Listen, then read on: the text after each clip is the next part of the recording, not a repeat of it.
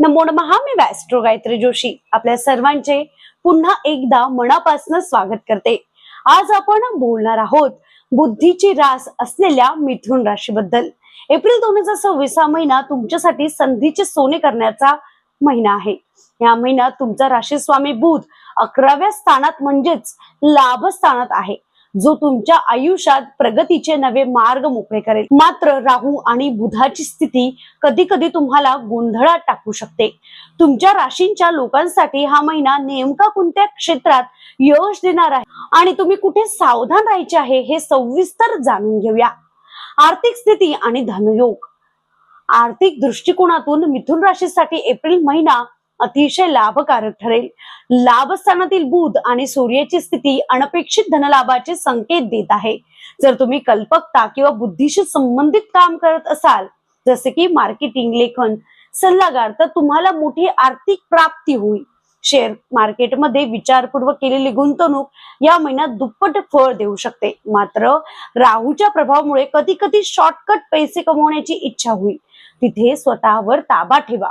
घरातील शुभ कार्यावर किंवा मुलांच्या शिक्षणावर या महिन्यात खर्च होण्याची शक्यता आहे, पण तो खर्च तुम्हाला आनंद देणारा असेल. नोकरी किंवा व्यवसाय आणि करिअरच्या आघाडीवर मिथुन राशीला या महिन्यात आपल्या बोलण्यातच या कौशल्यावर भर द्यावा लागेल. नोकरी करणाऱ्यांना आपल्या सहकार्यांचे पूर्ण सहकार्य मिळेल. जर तुम्हाला नोकरी बदलायची असेल तर 10 एप्रिल नंतरचे प्रयत्न यशस्वी होतील. व्यापाऱ्यांसाठी काळ नेटवर्किंग वाढवण्याचा आहे. नवीन लोकांशी ओळख भविष्यात मोठ्या करिअर मध्ये रूपांतरित होऊ शकते. विशेषतः कम्युनिकेशन, मीडिया, सॉफ्टवेअर आणि ट्रॅव्हल एजन्सी असलेल्या लोकांसाठी हा महिना बंपर नफा घेऊन जाईल.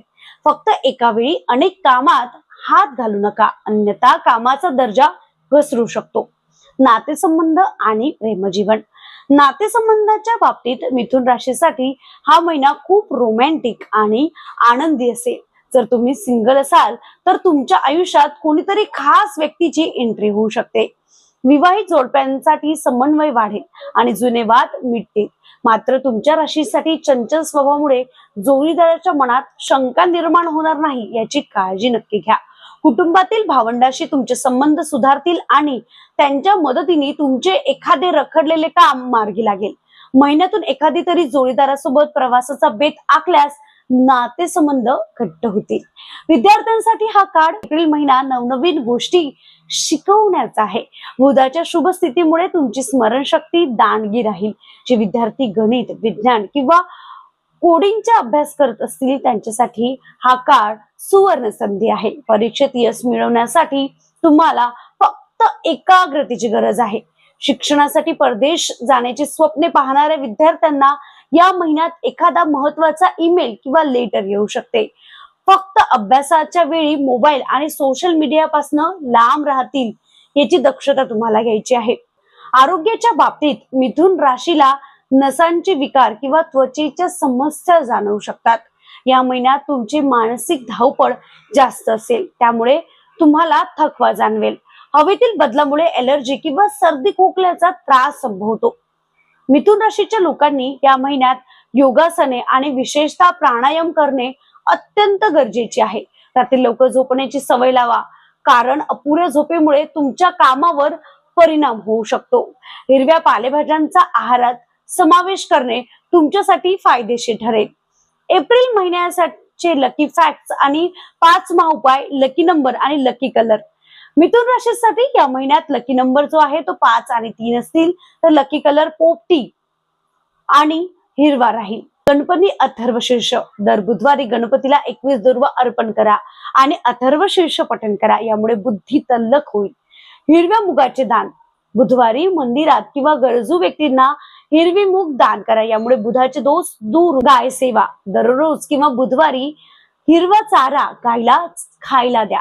पक्षी सेवा. पक्ष्यांना पिण्यासाठी पाणी आणि बाजरी ठेवा, यामुळे करिअर मधील अडथळे दूर होतील.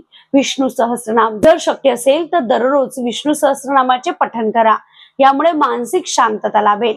तर मिथुन राशीच्या मित्रांनो, संधी चालून तुमच्याकडे येणार आहे. फक्त ती ओळखण्याची तयारी तुम्ही ठेवा. तुम्हाला ही माहिती कशी वाटली जर तुमची रास मिथुन असेल तर कमेंट मध्ये जय गजानन लिहायला विसरू नका. जर तुम्ही अजूनही सबस्क्राईब केले नसेल तर आताच सबस्क्राईब करा. तुमच्या एका सबस्क्राईब मुळे मला असेच अचूक मार्गदर्शन करायला प्रोत्साहन मिळते. तुमच्या वैयक्तिक प्रश्नासाठी तुमची रास कमेंट मध्ये करा. पुन्हा भेटूया व्हिडिओमध्ये. कर्क राशीच्या भविष्यात काय आहे जाणून घ्या पुढच्या व्हिडिओमध्ये. श्री स्वामी समर्थ.